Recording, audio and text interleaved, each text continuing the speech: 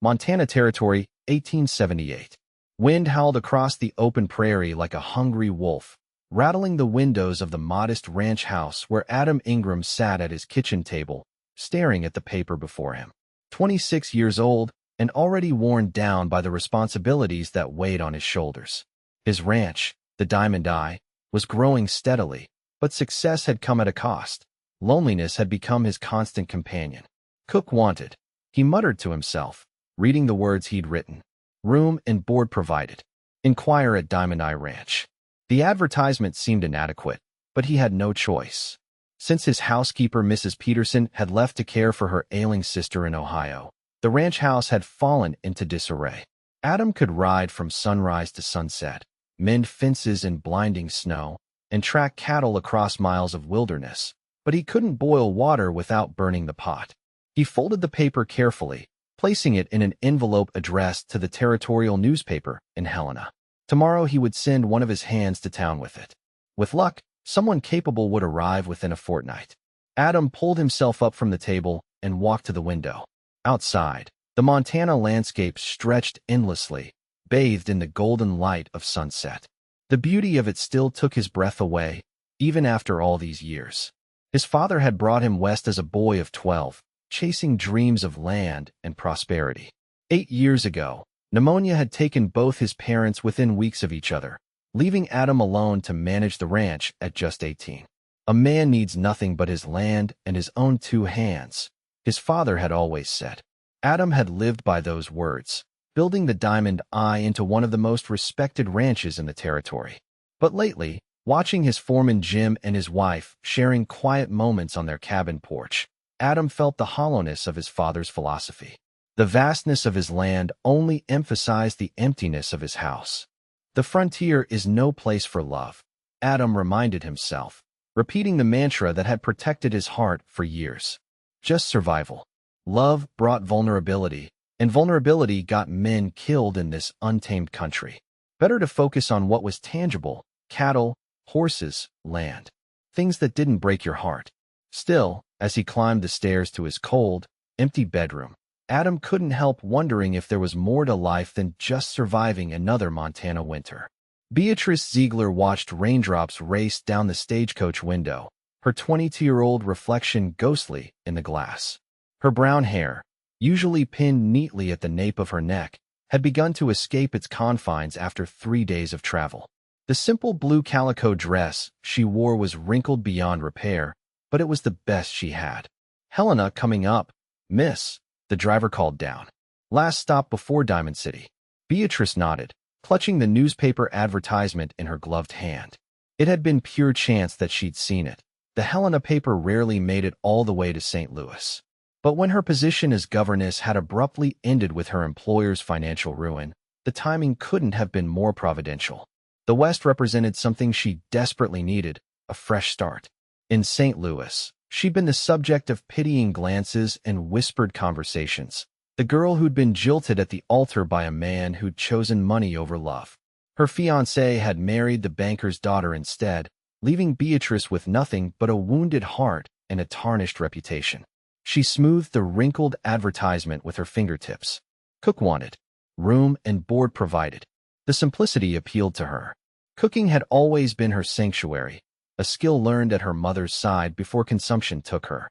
Beatrice had cooked for her father until his passing 3 years ago, then for the family that had employed her. What did it matter that she'd never cooked for ranch hands? How different could it be from feeding a household? The important thing was distance. Distance from St. Louis, from memories, from the suffocating pity. In the vastness of Montana Territory, perhaps she could finally breathe again. The stagecoach lurched to a stop in Helena's muddy Main Street. Beatrice gathered her modest belongings, one trunk containing everything she owned in this world, and stepped down into the frontier town. Helena was larger than she'd expected, with brick buildings lining the street and the sound of piano music drifting from a saloon. She made her way to the general store, where the shopkeeper directed her to the livery stable. Diamond Eye Ranch. The livery owner scratched his beard. That's Adam Ingram's spread. About 20 miles northeast. Got a wagon heading that direction tomorrow morning if you're looking for passage. That night, in a small room above the town's only restaurant, Beatrice stared at the ceiling, trying to imagine what awaited her. She had never met this Mr. Ingram, never seen his ranch. What kind of man was he? What kind of life would she find? Only one thing was certain. Whatever lay ahead couldn't be worse than what she'd left behind. Adam was mending a bridle in the barn when he heard the wagon approaching. He stepped out, shielding his eyes against the bright June sunlight, and watched as Fred Jackson's supply wagon rolled to a stop in front of the ranch house. "Got your supplies, Adam," Fred called, jumping down from the seat. "And something extra besides." Adam was about to ask what he meant when he noticed the woman sitting on the wagon bench. She wore a simple dress the color of summer sky and a straw bonnet that framed her face. As she looked up, he was struck by her eyes, large and expressive, the warm brown of autumn leaves. "This here's Miss Ziegler," Fred said. "Come all the way from St. Louis, answering your advertisement." Adam realized he was staring and quickly removed his hat. "Miss Ziegler, I'm Adam Ingram." "Beatrice Ziegler," she said, her voice clear and confident despite the hint of nervousness in her eyes. "I've come about the cook position." He helped her down from the wagon, momentarily surprised by the delicate weight of her hand in his. This wasn't what he'd expected. He'd imagined some practical, matronly woman, not someone young and undeniably beautiful. "You've traveled a long way," he said, suddenly aware of his dusty clothes and the 3-day stubble on his jaw. "I was seeking a change of scenery."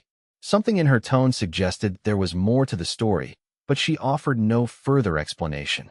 "I understand you need someone who can cook." "Yes," but Adam hesitated. Having this young woman in his house presented complications he hadn't anticipated. "The work is demanding. Cooking for ranch hands isn't like cooking for a family." "I assure you, Mr. Ingram, I'm not afraid of hard work," she said, her chin lifting slightly. "And I can prepare meals for 2 or 20. If you'd like references—" "No, that won't be necessary," he interrupted. "The position includes room and board, as the advertisement stated. But I should warn you, this is rough country. Not what a city lady might be accustomed to." A flash of something, determination, perhaps, or defiance, crossed her face. "I didn't come all this way to turn back at the first warning, Mr. Ingram. If you're concerned about my abilities, perhaps you might allow me to prepare dinner tonight. Judge for yourself whether I'm suitable." Adam found himself nodding before he'd fully considered it. There was something compelling about her directness. "Very well, Miss Ziegler. We'll give it a try." As he showed her to the kitchen, explaining where supplies were kept, Adam couldn't help noticing the way she took everything in with a quick, assessing gaze. There was intelligence in those brown eyes, and something else, a sadness, carefully hidden but visible if one knew where to look. What had brought her to this remote corner of Montana? What was she running from? Because he recognized the look of someone fleeing the past. He saw it in the mirror every day. By supper time, the ranch house had been transformed. The kitchen, which had accumulated weeks of unwashed pots and neglected surfaces, gleamed with unexpected cleanliness. The long table in the dining room was set with the dishes Adam had forgotten he owned, and the smell coming from the kitchen made his mouth water. The ranch hands filed in, exchanging curious glances at the unfamiliar domesticity. Adam had warned them to mind their manners around Miss Ziegler, but he needn't have worried. The moment she emerged from the kitchen carrying a platter of perfectly roasted beef, they fell into respectful silence. The meal was better than anything Adam had tasted in months, perhaps years. The beef was tender, the potatoes seasoned just right, and the apple pie she'd somehow managed to produce made even the most hardened cowhand close his eyes in appreciation. "Miss Ziegler," Adam said as the men filed out, full and contented, "I believe we've found our cook." She smiled then, a genuine expression that transformed her face and caught Adam off guard. "Thank you, Mr. Ingram. I'll do my best to earn my keep." Later that night, after showing her to the small bedroom off the kitchen that had belonged to Mrs. Peterson, Adam sat on his porch and watched the stars appear one by one in the Montana sky. He told himself his satisfaction was simply relief at finding a competent cook. Nothing more. He certainly wasn't thinking about the way sunlight had caught in her brown hair, or how her smile had momentarily brightened the lonely house. "Just a cook," he murmured to himself. Nothing more. But even as he said it, Adam knew something had shifted in his carefully ordered world. Like a pebble dropped in still water, Beatrice Ziegler's arrival had sent ripples spreading outward, disturbing the surface of his solitary existence. And for the first time in years, Adam wondered if that might not be such a bad thing after all. July unfolded in a rhythm of sunrise and sunset, cattle and crops, the endless work of the ranch punctuated by mealtimes that had become the highlight of everyone's day.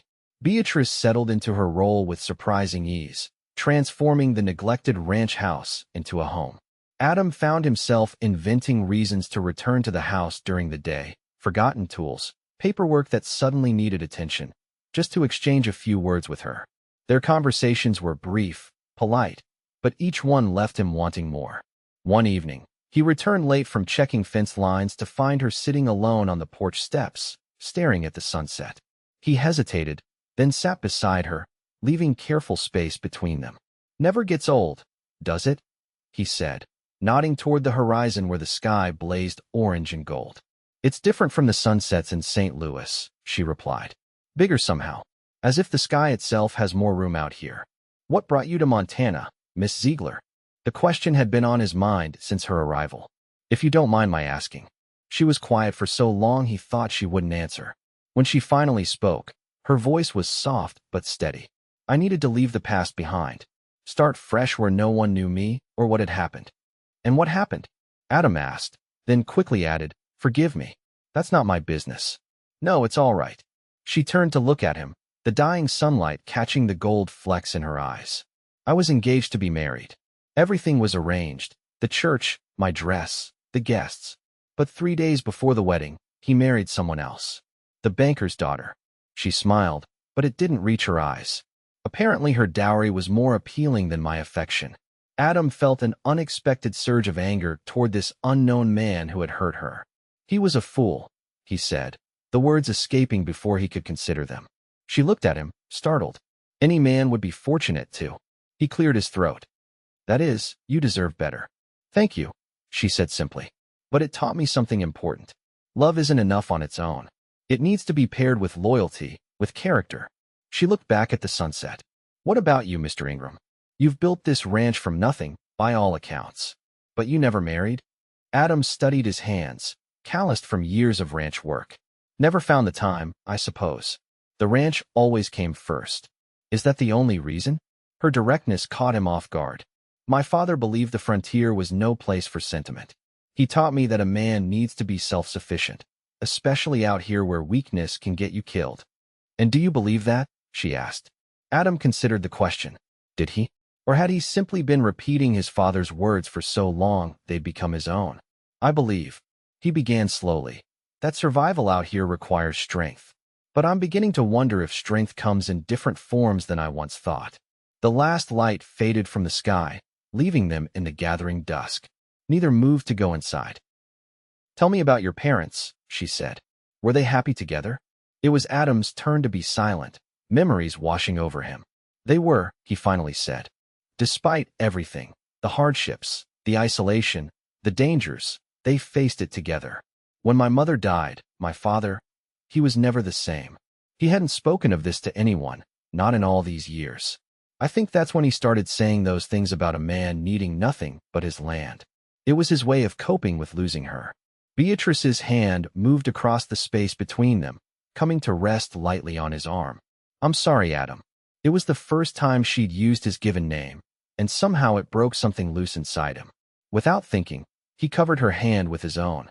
They sat that way as stars appeared overhead, neither speaking, connected by the simple touch of hand against hand. When they finally rose to go inside, something fundamental had changed between them, though neither could have named exactly what it was. August brought a heat wave that turned the Montana landscape golden. The work of the ranch continued, cattle to be moved, hay to be cut, endless chores that filled every daylight hour. But now there were moments carved out of the busy days, shared coffee at dawn, conversations on the porch at dusk, books read aloud in the parlor after supper. Adam began to see his ranch through Beatrice's eyes, not just as property to be managed, but as a place of beauty and possibility. And Beatrice found herself settling into ranch life with surprising ease, her previous existence in St. Louis feeling increasingly distant. One sweltering afternoon, Adam came upon her in the ranch office, studying the ledgers he'd left open on his desk. "I'm sorry," she said, stepping back. I shouldn't have been looking at your private papers. No harm done, he assured her. Though I'm not sure cattle tallies and feed costs make for interesting reading. Actually, I noticed something. She hesitated. Your numbers for the winter feed stores seem low, considering the herd size. Adam looked at her in surprise. You understand ranch accounting? My father was an accountant. He taught me. She gestured to the ledger. May I show you? For the next hour, they sat side by side at the desk while Beatrice explained the discrepancies she'd noticed. Adam was impressed not just by her knowledge, but by the clarity with which she explained complex calculations. You've just saved me from a potentially disastrous mistake, he said when they finished. I can't thank you enough. Perhaps you could thank me by calling me Beatrice instead of Miss Ziegler, she suggested, a hint of mischief in her eyes. After all, we've been sharing a roof for nearly 2 months. Beatrice, he said, testing the name. It felt right on his lips. And you must call me Adam, of course. Something unspoken passed between them, a current as tangible as the summer heat. For a moment, Adam thought he might reach for her hand, or perhaps even. The office door banged open as Jim, his foreman, burst in. Boss, riders coming. Looks like trouble. The moment shattered. Adam was on his feet instantly. Stay inside, he told Beatrice, already reaching for the rifle mounted above the door. From the porch, he could see 5 horsemen approaching, dust rising behind them. Even at this distance, he recognized trouble, the way they rode, bunched together, hands near their weapons. Get the men, he told Jim quietly. But keep it casual. Don't want to start something if it can be avoided. The riders pulled up in the yard, their horses lathered from hard riding. The leader, a tall man with a scar running from eye to jaw, surveyed the ranch with calculating eyes. This the Diamond Eye, he called. Adam stepped forward. It is. I'm Adam Ingram. What brings you gentlemen to my property? The man dismounted, his spurs jangling. Name's Miller. Me and my boys are looking for work. Adam's instincts screamed warning. These weren't ranch hands. They were trouble looking for a place to happen. I'm fully staffed for the season, he said evenly. But Billings is hiring, last I heard. About 2 days ride east. Miller's eyes narrowed. That's so? Seems to me a spread this size could use a few extra hands. His gaze drifted to the house, where Adam knew Beatrice was watching from the window, especially with a lady to protect. Adam felt cold despite the August heat. As I said, we're not hiring. But you're welcome to water your horses before moving on. Tension stretched between them, a thread pulled taut. Miller's hand hovered near his pistol, and Adam was acutely aware of his men positioning themselves casually but strategically around the yard. Finally, Miller gave a humorless laugh. Much obliged for the water. We'll be moving on then, for now. The thread in those last 2 words hung in the air. Adam stood motionless until the riders disappeared over the ridge. Only then did he allow his shoulders to relax. Trouble? Jim asked, coming to stand beside him. Yes, Adam said grimly. Double the night watch until further notice. Inside, he found Beatrice waiting in the kitchen, her face pale. Who were they, she asked. Nobody you need to worry about, he assured her, though the lie tasted bitter. Just passing through. But later that night, unable to sleep, Adam paced his room. Miller's appearance was no coincidence. Rumors had been circulating about a gang working their way through Montana territory, targeting isolated ranches. And now they'd found the Diamond Eye. Worse, they'd seen Beatrice. The thought of those men, with their hard eyes and casual menace, anywhere near her made Adam's blood run cold. For the first time, he questioned his ability to protect what mattered to him, his ranch, his people. Beatrice.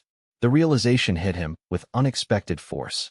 Somewhere between shared meals and sunset conversations, between ledger books and laughter, she had become someone he couldn't bear to lose.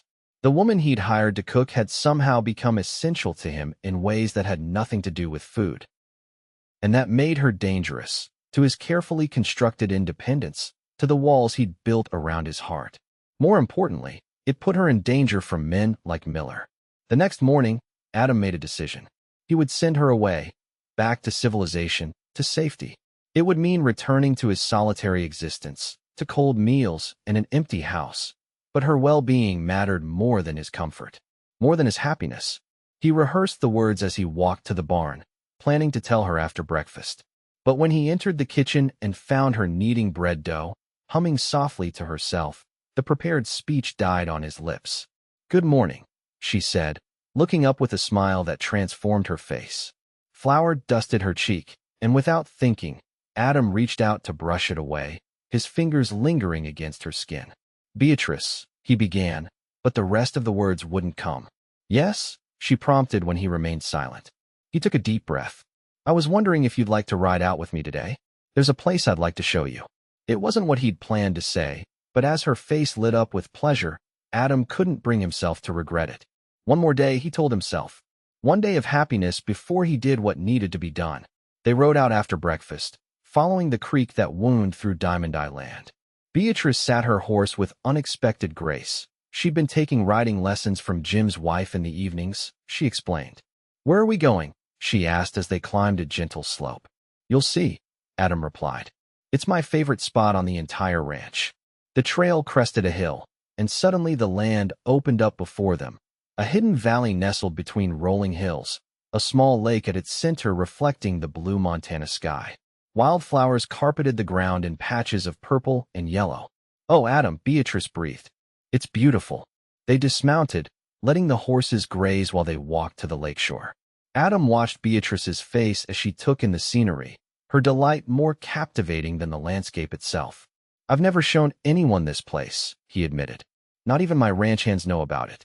It's where I come when I need to think, to be alone." She turned to him, her eyes searching his face. "Yet you brought me here." "Yes." The single word contained more than he could express. They spread a blanket on the grass, sharing the lunch Beatrice had packed: fried chicken, biscuits, apple pie. Afterward, they lay side by side, watching clouds drift across the vast Montana sky. "If you could go anywhere," Beatrice asked, "where would you choose?" Adam considered the question. "Nowhere," he finally said. "Everything I want is right here." He turned his head to find her looking at him, something vulnerable and questioning in her gaze. Without conscious decision, he reached for her hand, lacing his fingers through hers. "Beatrice, I." A gunshot echoed across the valley, startling them both upright. Then another, followed by the distant sound of shouting. "The ranch," Adam said, already on his feet, pulling Beatrice up beside him. "We need to go? Now." They rode hard, fear giving them speed. As they crested the final hill overlooking the ranch, Adam's worst fears were confirmed. Smoke rose from one of the outbuildings, and riders, Miller's men, were circling the main house, firing at the ranch hands who had taken defensive positions. "Stay here," Adam ordered, drawing his rifle from its saddle holster. "No." Beatrice's voice was firm. "I'm coming with you. It's too dangerous. This is my home too," she said, her eyes meeting his. "I won't hide while you risk your life." There was no time to argue. Together, they rode down the hill, using the cover of trees to approach the ranch unseen. "The bunkhouse," Adam said, pointing to where the ranch hands were pinned down. "We need to reach them." They dismounted at the edge of the trees, leaving the horses ground-tied. Adam led the way, moving from cover to cover until they reached the back of the bunkhouse. Jim met them at the door, his face grim. "Miller and his boys showed up an hour ago," he explained. "Started shooting, set fire to the storehouse. Said they're taking over the ranch. Called it payment for some old debt." "What debt?" Adam demanded. "I've never seen these men before yesterday." Jim shook his head. "Don't think it matters to them. They're just looking for an excuse." Adam peered through a window at the yard. Miller and 3 of his men were using the water trough for cover, while another had positioned himself on the barn roof with a rifle. "We're outnumbered," Adam said. "But they don't know we're back. That gives us an advantage." He quickly outlined a plan. Jim and 2 hands would create a distraction from the bunkhouse, while Adam circled behind to take out the sniper on the roof. The remaining ranch hands would target Miller and his men at the trough. "What about me?" Beatrice asked. Adam hesitated. "Stay here, please." For once, she didn't argue, and Adam was grateful. The thought of her in the line of fire was unbearable. The plan worked initially. While Jim and the others drew Miller's attention with concentrated fire, Adam managed to reach the back of the barn unseen. He climbed to the roof using the ladder they kept for repairs, surprising the sniper and disarming him with a quick blow. But as he turned to signal the others, catastrophe struck. Miller, more cunning than Adam had given him credit for, had spotted the maneuver. A bullet whizzed past Adam's ear, forcing him to drop flat on the roof. "Ingram," Miller shouted. "Let's talk business. You surrender the ranch. We let you and your people walk away. This is my land, Miller." Adam called back. "You have no claim here." "Maybe not," Miller replied. "But I've got something you might value more than land." Adam raised his head cautiously, and his blood turned to ice. Miller stood in the open now, and beside him, a gun pressed to her temple, was Beatrice. "No," Adam whispered. "How had they gotten to her?" "She'd been safe in the bunkhouse. Found her trying to reach the house," Miller called, as if reading Adam's thoughts. "Brave little thing. Now what's it going to be, Ingram? The ranch or the girl?" Time slowed to a crawl. Adam saw everything with crystalline clarity. The fear in Beatrice's eyes, the triumphant sneer on Miller's face, the way the sunlight glinted off the gun barrel pressed against her skin. In that moment, Adam's father's voice echoed in his mind. The frontier is no place for love. But as he looked at Beatrice, he knew his father had been wrong. Love wasn't a weakness to be avoided. It was the very thing worth fighting for. Worth dying for, if necessary. "Let her go," Adam called, standing up fully on the roof, exposing himself. "Let her go, and I'll come down. We'll talk." Miller considered, then nodded. "Come on down then." Slow and easy. Adam descended the ladder, his rifle left deliberately on the roof, his hands visible. As he approached, he focused entirely on Beatrice, trying to communicate with his eyes what he couldn't say aloud. "Trust me." "Wise decision," Miller said as Adam stopped a few yards away. "Now, about those property papers." What happened next unfolded in a blur of motion.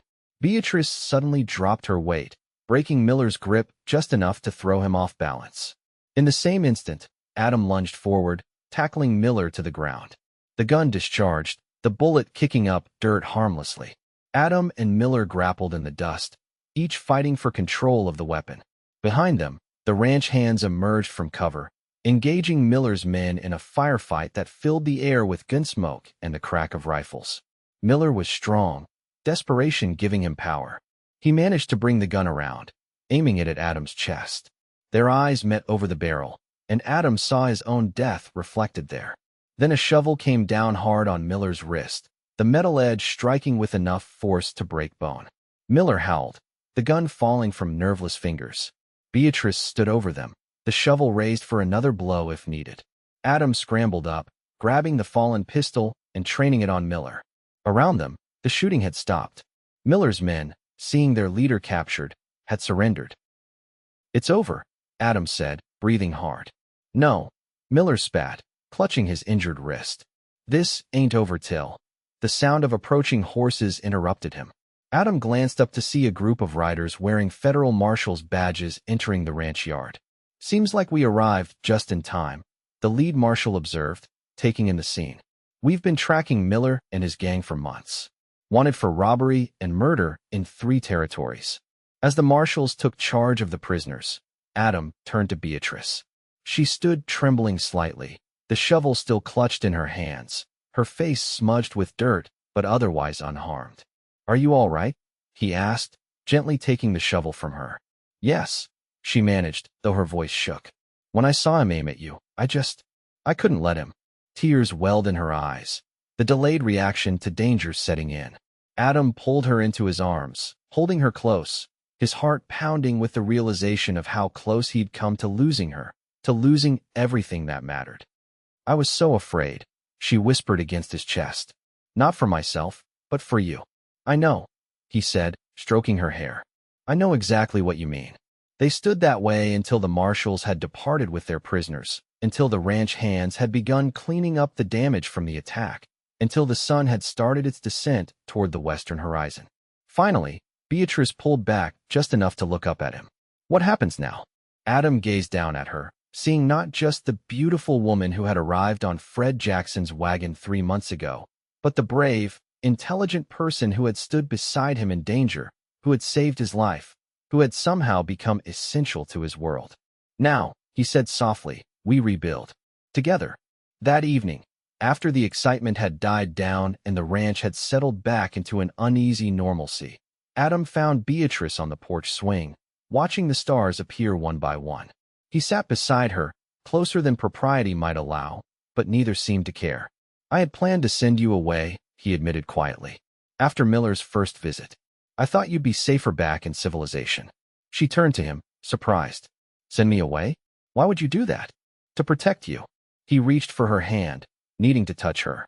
The frontier is dangerous, Beatrice. Today proved that. Today proved that danger exists everywhere, she countered. But it also showed that together, we're stronger than we are alone. She squeezed his fingers. You were going to send me away without asking what I wanted? Adam had the grace to look abashed. I thought I knew what was best. And what do you think now? Her voice was soft, expectant. Now I think. He paused, gathering courage for the most important words he'd ever speak. I think that my father was wrong. The frontier isn't just a place for survival. It's a place where love can take root and grow, stronger for the harsh conditions. He brought her hand to his lips, pressing a kiss to her palm. I think that I've been half alive all these years, until you stepped down from that wagon and into my life. Tears glistened in Beatrice's eyes, catching the starlight. Are you saying what I think you're saying, Adam Ingram? I'm saying that I love you, Beatrice Ziegler. I'm saying that this ranch, this land that I thought was everything, is just empty space without you in it. He slid from the swing to one knee before her, still holding her hand. I'm asking if you'll stay, not as my cook, but as my wife, my partner, the other half of my soul. For a heart-stopping moment, she was silent, and Adam feared he'd misread everything. Then she was in his arms, her lips finding his in a kiss that contained every answer he needed. Yes, she whispered when they finally parted. Yes to all of it. Under a canopy of Montana stars, they held each other close, two people who had found in each other not just love, but home. The vastness of the frontier stretched around them, no longer a place of isolation but a landscape of infinite possibility. Their future, waiting to be written together. They were married in October, when the aspens had turned gold against the evergreens. The ceremony was held in the hidden valley by the lake, with the ranch hands and neighbors gathered to witness. Beatrice wore a dress the color of Montana sky, with wildflowers in her brown hair. Adam, clean-shaven and dressed in his finest, watched her approach with wonder in his eyes, still hardly believing his good fortune. Winter came early that year, snow blanketing the Diamond Eye before November's end. But inside the ranch house, warmth prevailed. The rooms that had once echoed with emptiness now rang with conversation and laughter. In the evenings, they sat together before the fire, planning for spring, for the future they would build. I was thinking, Beatrice said one night, her head resting against Adam's shoulder, about expanding the east pasture for the new cattle you're bringing in. Adam agreed, his fingers playing with her hair. And we should consider adding onto the house come spring. She looked up at him, a question in her eyes.